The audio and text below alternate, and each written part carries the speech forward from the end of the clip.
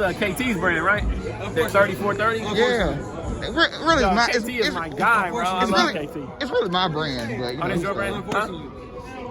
Oh, man, we got A-Ward on a consistent basis. What up, brother? What up, y'all, man? Horseman, we out here in the building, man. Shout out to my guys. Shout out to everybody, man. We just had a crazy battle. It was so fire. The fire truck just went by. That's exactly how fire it was. No, me and Riggz just had a crazy battle, man. Appreciate y'all tuning in. Man, that shit was ridiculous. Thank you, bro. Thank you, man. Thank you. Man. So did you like prepare differently for Riggz than your regular? What I did want to do, and I think it worked to my advantage, was I think a lot of people saw me battle Geechee, and I mentioned him being a Crip quite a few times. And some of the comments I see post the Geechee battle is like, we really don't like a white guy trying to tell us about our gang culture that you know nothing about, right? And I think Riggz anticipated maybe me talking to him about being a blood or being in a gang, and a lot of his material would have hit a lot harder, not that it didn't hit hard, if I would have done that. So there was a few things I stayed away from, was like, I'm not gonna talk about being in a gang, because Riggz is personally one of the realest dudes I know. And like, I know people that know Riggz real well, and he, like, his character and what he does speaks volumes. So I'm not going to, attack that. But that's about the only thing. Other than that, I use...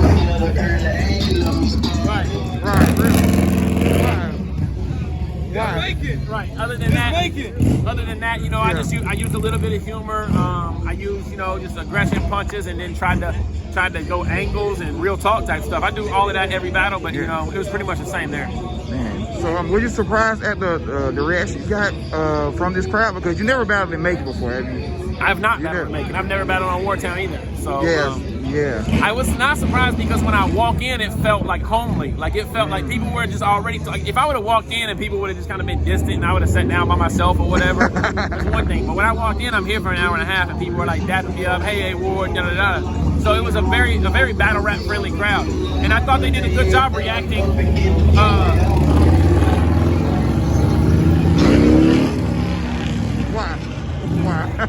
I thought they did a good job reacting to good bars, and it wasn't like crazy gas for him or crazy gas for me. I thought it was a pretty transparent crowd. So so what rounds do you think that you clearly got?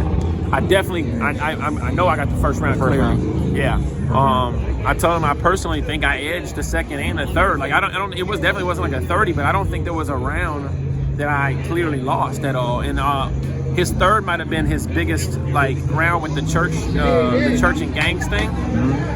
I personally have heard that in so many battles about the streets and church and these parallels. And I thought my angle about the rewind in his career was something he's never heard. So I thought it was very unique and very direct and specific. So it might not have had the big rounds of applause like maybe some of the lines he had, but it was very specific and unique, and his was a broad topic people always say consolidated into, So, yeah, man, it was a great battle, though. Like I said, I'll leave it to the people to watch at home. He got crazy. No slip-ups, no stumbles from either one of us, rebuttals, everything, man. So, I got one more question for you. Okay, so how does it feel to literally be like the #1 free agent in battle rap right now? It feels good, bro. I tell people all the time, I'm like, you know what? I think it's actually cooler being the guy everybody wants to see on URL than for whenever I go there and actually start battling, Yeah. Like, I get mentioned a lot, just based off never battling there, And so it's dope. But I think also it's dope just knowing, like, my hard work is not tied to a specific company. Like, King of the Dot, RBE, Small Leagues, everywhere I go, everybody gets the same, A-Ward, and they get the same professionalism, you know what I mean? So it's not like, nah, he's only good on URL. If URL doesn't want to push him, he's not gonna, you know what I mean? And so it's kind of a testament to my work ethic, so. Okay, well, all right, man. Well, I know I said one question, but when you said that, I kind of had another. So do you feel pressure to go to URL? Yeah, there's definitely pressure. Because you really don't, I don't necessarily need it or have to, right?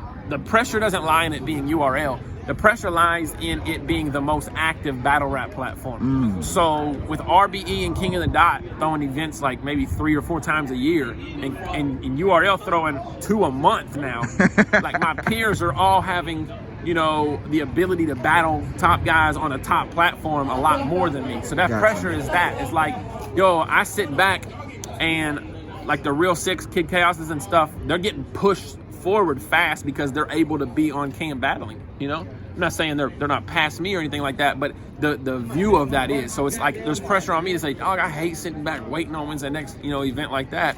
You know, like I want to just go get in and get 1, 2, boom, you know? So that's the pressure. But it's not like pressure like, oh, you have to touch the URL stage. No, like I've never pressured like that. So. Oh, all right. So. All right. But no, I appreciate you, man. Yeah, man. Yeah, man. Hey, I appreciate you for the interview, bro. No doubt, man. God is good.